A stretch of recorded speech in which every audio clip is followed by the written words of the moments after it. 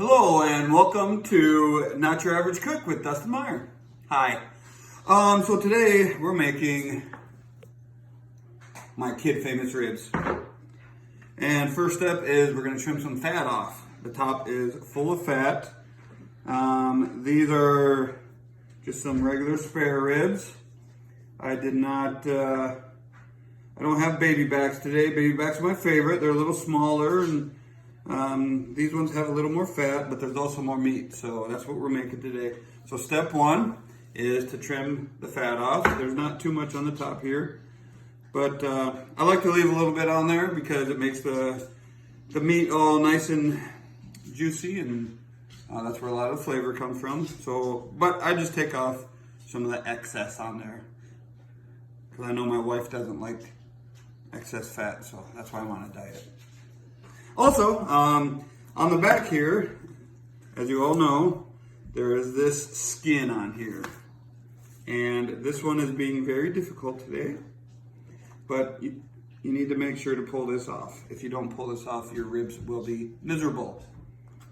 Just like me. Just kidding. Cut. Hello, everyone, and welcome to Not Your Average Cook with Dustin Meyer. That's me. Today I am supporting a couple buddies of mine. This is my cousin, Buckstorm. It's my cousin and a friend of mine. You need to look them up. If you like hunting, go to Buckstorm. They got awesome videos down in South Dakota there. And this is Dakota Fishtails. That's my buddy. He just started that. And if you want the best fishing guides around, the best hunting guides around, look these guys up. Give them a call. North Dakota, South Dakota. They do very well. And anyway, the whole story behind my new YouTube channel is that everybody says, oh, you cook so good and you do this and whatever. So you might as well just put it on TikTok and YouTube and all that. Get it on internet. So I decided to do that. So here I am. Hi, I'm Dustin Meyer. And today I have my lovely co-host, Kennedy. She's pretty awesome. And today we're making spare ribs.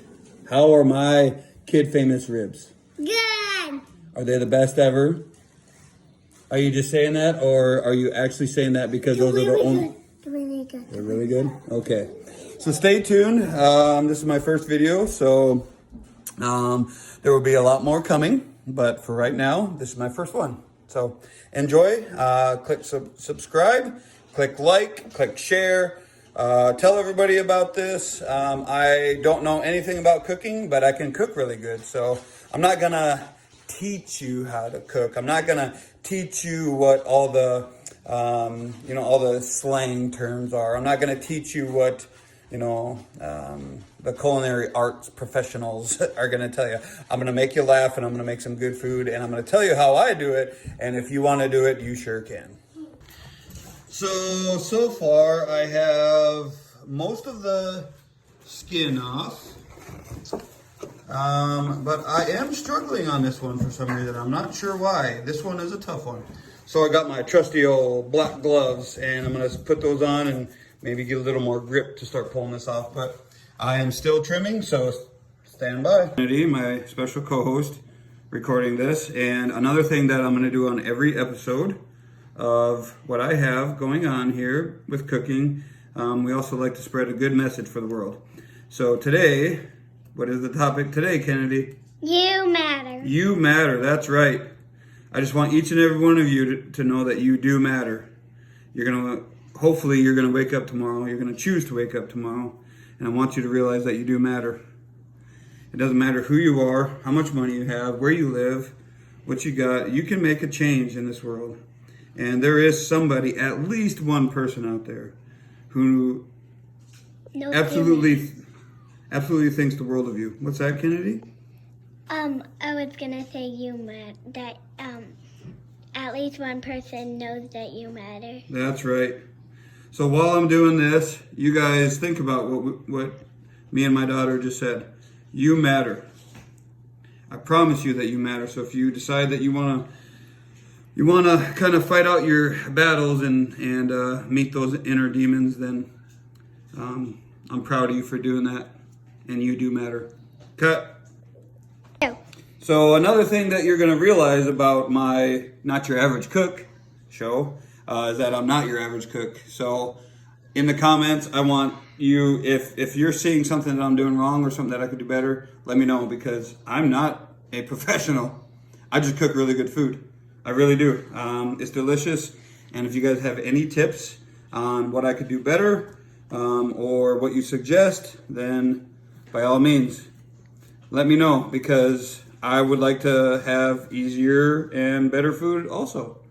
I think we all would. So let me know. Stop. Okay, so I have most of this trimmed. I'm sure some of you are freaking out because my counter is dirty, and maybe I need to pull some more of this off. I don't know. I'm gonna call it good because I will eat this. I'm not your average cook.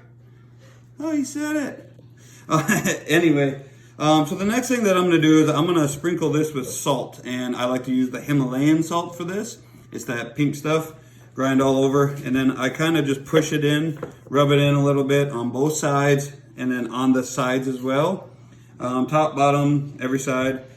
Really good with a big layer of salt. Now I'm going to put on some mustard. Then I got some seasoning. So next I will show you exactly what seasonings I'm going to use and how I'm going to grill this up. So today I am going to be using a smoker grill. I call it my Easy Bake Grill, because I'm using a Pitboss Austin XL. It is my absolute favorite, and it's my go-to, and it makes such great food out of it, and it's so easy. So that's what we're doing today. Cut!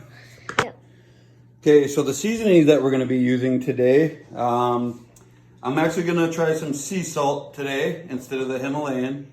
The sea salt works very well with these. So I'm gonna put that on first. And then we're gonna come back with some just plain yellow mustard, that's your binder. And then over top of it, just some of this Blue Hog's original dry rub seasoning. It's really good. After we cook it a little bit, we're gonna put some butter and some brown sugar and some honey in there. And I was actually given this honey.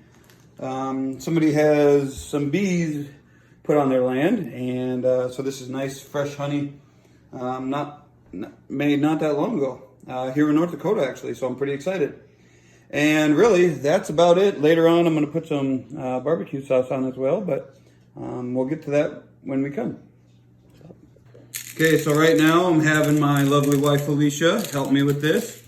I'm putting on the salt pretty thick, and then I'm just going to press it in like this, and like I said, on all sides. Cut. Go. Okay, so I have salt all over this. My lovely assistant, Alicia, has helped with this. And now I'm going to add the mustard. This is the binder, and this is key. This is very key to the ingredients. It is really good. It is really good. Lots and lots of mustard on there. So you just want to kind of rub this in and make sure to get underneath any flaps. Make sure to get on the sides. You want this thick on here. And then we're going to add the seasonings next. Cut. Okay, so now we got all the mustard on there. Every inch, every crack. Tried to get the sides as best as I could. Sides, everywhere. So that's your binder. That's key. Very important. Now, I'm using the Blue Hog's original dry rub. It is so good for these. And I'm not going to sprinkle on just a little bit. I'm going to coat this thick, extremely thick. This is where your flavor is going to come from. This and the smoke. Look how good she is at this. This is why I married her, to help me cook. Okay, cut, honey. Okay, so now we got the salt laid down. We got the mustard. And then we got the Blues Hog. So now we're going to let this rest for about 20 to 30 minutes. Just to kind of let some of the flavor soak in. And while I let it soak in, I'm going to go start up the Pitboss. And I am going to put it on 250 degrees. That is 250 degrees is what I think is absolutely perfect temperature for the best ribs. Okay, so as with any pit boss, you turn on smoked and you turn it on and you wait for this to kind of get up to temp. Some people like to raise it a little higher, you know, first before they start cooking, just to kind of clean everything off. I do need to clean it here soon, but I just cleaned it, I think 2 smokes ago, so I'll probably clean, you know, give it a good deep clean after this. But I did scrape off the grates, and right now it's just warming up. And as it warms up, you have to keep the door open.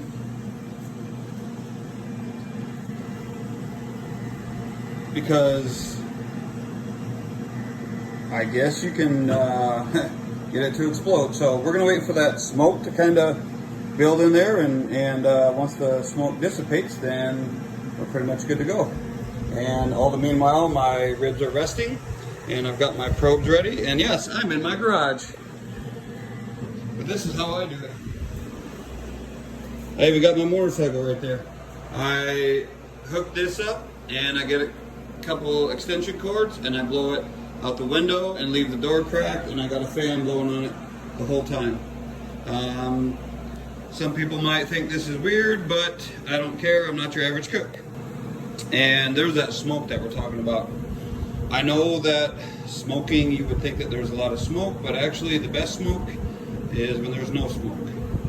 Actually, there is smoke, but you just can't see it. So anyway, you turn this on, you let this kind of go. Get this, you know, get all this dark smoke out of there first. And once that is cleared, then you can put it up to temp at 250 like I told you what we're gonna do today. And you can start cooking. That's the best part. Oh, but Dustin, you can't cook in there because you're gonna burn your house down. Yeah, I could. You're not wrong. I'm not your average cook. So I just opened the big door. I live in North Dakota. It's snowing. I'm still cooking ribs, and you can too. Check it out. Isn't it just lovely? There's my pickup. Isn't it just lovely out there? Yeah. I don't care. We're still smoking ribs. So yeah, a lot of you are probably, you know, questioning my rib making ability because of what I'm doing, but I just backed my wife's car out so it doesn't get smoky in there. But really the only smoke that really gets in here is that initial smoke that I'm telling you that needs to get done, because if you look now, it's already done. So that's when we close the lid and get this up to temp. So yeah, close it up, and we're gonna get this up to temp now. So I'm gonna put this on 250, and we're gonna let this go for quite some time because it takes time to not only build up temperature, but to you know, let the electronics figure out their algorithm on where they need to be and whatnot, because it is cold out. But as you can see, there's not, oh, got some snow coming in. Oof. Yeah, as you can see, there's not much smoke anymore, so having this set up inside is completely fine. I tested it the first time, probably thinking what most of you are thinking. Oh, this ain't gonna work, oh no. But guess what, it works really good. And you can smell it in here, but it ain't too bad. Oh, but Dustin, you're gonna burn your house down. Oh my gosh, you should not do that. Yep, I'm an insurance agent. I'm covered. For real though, I am covered. And this setup is weird. I know it is. But I'm not your average cook. And it works really good. As you can tell, they're like, you know, there's no smoke in here. You can barely smell this from here. I can smell it when I walk up, but this is moving all this out that door. You can adjust it, whatever, but just trust me, it works. I don't recommend this to my viewers, but this is how I do it. You do you. So this is the recipe. That one's for beef tenderloin down there. But this one is what I figured out works the best. My kids love it. They're very picky. So you can screenshot this if you want, but yeah, this is how I do it. First we trim. We spread thin layer of mustard all over. Hint, add salt first if using any salt, and I do. And then I add seasonings over the mustard. Then I rest the rub for 20 to 30 minutes. And then I get it up to 250. That's where we're at now. Now the next key for this next step, the next step coming up is to spritz with juice, cola, or beer during cook. So what I do is I do a 75% apple juice and 25% apple cider vinegar mix out there. So you're gonna check it at 90 minutes and 2 hours just to kind of see how they are. But I promise you within that first 90 minutes, you're going to have to spritz. After that, we're gonna wrap it in tin foil for about 2 hours, maybe an hour and a half, depending on how big your ribs are. In tin foil, tight. You're gonna get it tight, but you're gonna place them upside down, so the meat side down, and add butter, brown sugar, and honey in there, and I will show you how we do that next. So now the temperature has stabilized at 250 degrees. This has been resting and sweating for a little while, and now it's time to put them on. Come over here, Candy. So now, I'm just gonna put these on the bad boy grill. Right in the center. You guys can put them wherever the heck you want. I don't care. Y'all can fight over them if you want to. We're gonna put them in the middle? Right here. But what we're gonna do is we're gonna kind of scrunch them all together. Now just remember, how you set these is how they cook. So if it looks all funky, all cockeyed, it's gonna be all funky and cockeyed. So that looks pretty good enough for me, I guess. How about you, Kennedy? Good, but on the camera, it looks like it's not brown, kind of. That's okay. Yeah. Come take a look at them. It is brown. They're yummy in my tummy. Well. All right, now we're gonna leave this here, and I have my mixture of the apple juice and the apple cider vinegar, and I'm gonna come out here about every 10 to 15 minutes just to make sure that this is nice and moist while we cook. Cut. So it's been about 15 minutes. We're still at 250. And so we're gonna take the concoction, not the one for the house though. We gotta get the one for the grill. And let's take a look. Oh yeah, they're starting to cook already. Nice good smell. So let's give her a good spritz. Spritz, spritz, spritz, spritz, spritz, spritz, spritz, spritz. Okay, they're all done. They're all spritzed out for now. We're gonna spritz them again soon. Okay, I'm back after another 15 minutes or so. And I just wanted to show you. So they are still nice and moist, but they are getting a little dry, and that's why we gotta spritz them. So, I don't think we really need any right now, but I'm gonna anyway. Spritz, spritz, spritz, spritz. Okay, so now we're at the 90-minute mark, and I'm about to go take them off. And I'm gonna lay it in here where we're gonna cook it inside this tin foil for a little while. Once again, I'm not the average cook. I'm not your average cook, so this is how I do it. I get 2 pieces of tin foil, I put them together, and I match the edges. I roll it up a little bit so nothing gets spilled on there. That's just how I do it. Is it perfect? No. Is it the right way? Probably not. Do I care? Definitely not. So anyway, I have laid down some brown sugar and some butter. How much, you want to ask? Go somewhere else if you want to know how much, because I just look at it. They're about this long, and I just sprinkle it on there, and then I put some butter on there, and that's how much I want on there. That's how I measure stuff sometimes. And when it comes to this, it looks like that's not too much and it's not too little, so let's go ahead with this. Then I need to add the honey. How much again? Oh, let's just say, ooh, hold on, buddy. That much. That looks perfect. Look at that. That's perfect. Kind of like mustard and hot dog. Why is it like mustard and hot dogs? Like mustard and ketchup in the hot dogs where you go like that. I'll just squirt it on. Yeah. Yep. Hold on, buddy. So yeah, that's our next step. Once again, I'm not your average cook, so you can measure this out. I could measure it out. You know, maybe there's a perfect taste out there on what the ratios need to be, but this is all I'm gonna do. I'm for your average cooker, your average smoker who doesn't have a culinary art degree, who, you know, I mean, yes, I measure some stuff sometimes, but hold on, buddy. Yeah, I just do what's good, and if it's not good, then I change it next time. So that's all I do. So see you in a second. Okay, I just wanted to show you at the 90-minute mark what they're looking like. So as you can tell, I came out here about 10 minutes ago and I squirted this with my spritz, and you can see a little cracking there. Some of the bone is starting to come up, so that means that it's cooking. I should probably leave this on just a little bit longer, so I might. Yeah, I'm gonna spritz this just a little bit longer. I like mine a little bit more cooked than usual, so that's what I'm gonna do. I'm gonna spritz this, leave it on for about another 10 minutes, and then I'm gonna come back and we're gonna wrap it for.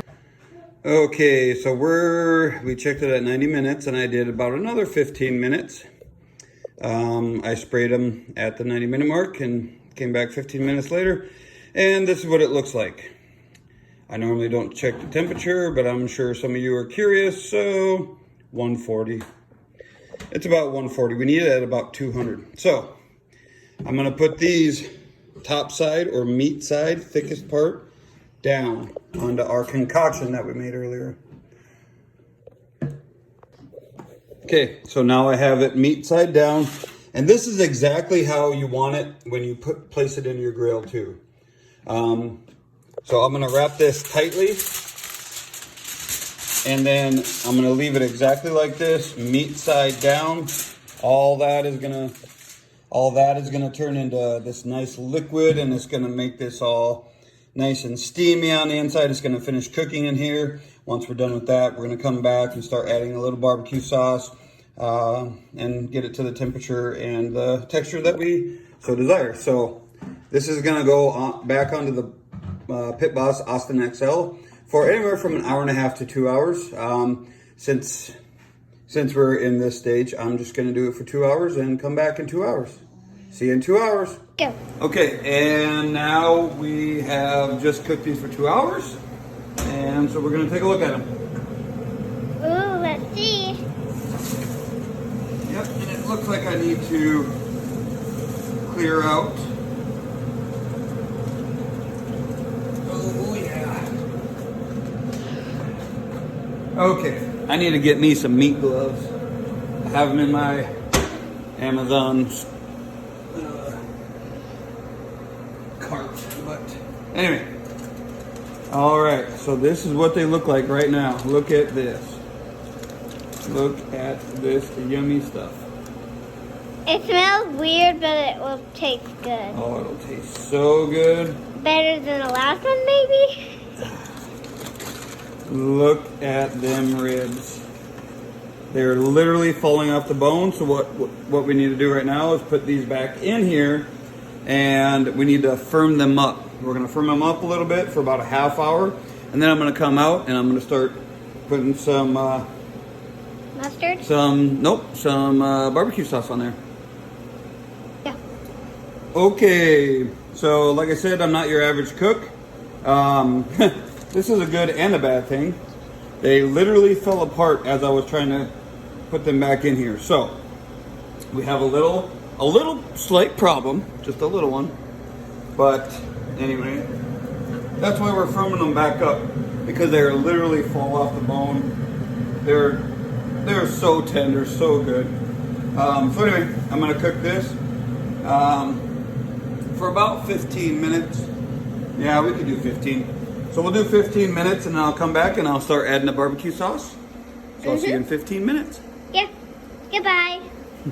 All right, it's been about It's been almost 30 minutes. Not quite, but we're getting hungry, so I'm gonna lather some barbecue sauce on top of these. And I normally just put it on the top. If people want to pull these off and put some sauce on the bottom, you sure can. I'm not going to. I did this last time and it turned out just perfect. Yeah, I can tell these are done the way that I want them. Nice color to them. As you can tell, they're pulled apart. Deliciousness. So I don't know what more there would be to this. I did taste some of the drippings in that pan a little bit ago, and I'm going to tell you right now, that brown sugar, that butter, that honey, that is such a good blend to put on these things. It adds a nice crisp to the outside, and the flavor is absolutely phenomenal. I'm so glad that I finally learned how to make ribs, and like I said, I'm not your average cooker, so you know, there's a lot that I could do better. But this is how I make them, and I promise you that they're going to be some of the best ribs that you'll ever have. Cut. And here's the final product. A couple more bones fell off, so we know they're good. And Kennedy's going to try them. Yay! Okay, we have Kennedy. She's going to be our first trier. And I'm going to see if it's good or not. Mmm! Are they good? Yeah. Kid approved, huh? Yum. Alrighty. Okay, well there you have it, folks. I'm not your average cook, but you know what? We did it. We have ribs that kids approve of, and that's something that's worth its weight in gold. Anyway, we have to send you our last message as soon as you stop eating that delicious stuff. Hey, stop. We have to do this. All right, you ready? Just remember, you matter. Spread the love, not the hate, and enjoy your food.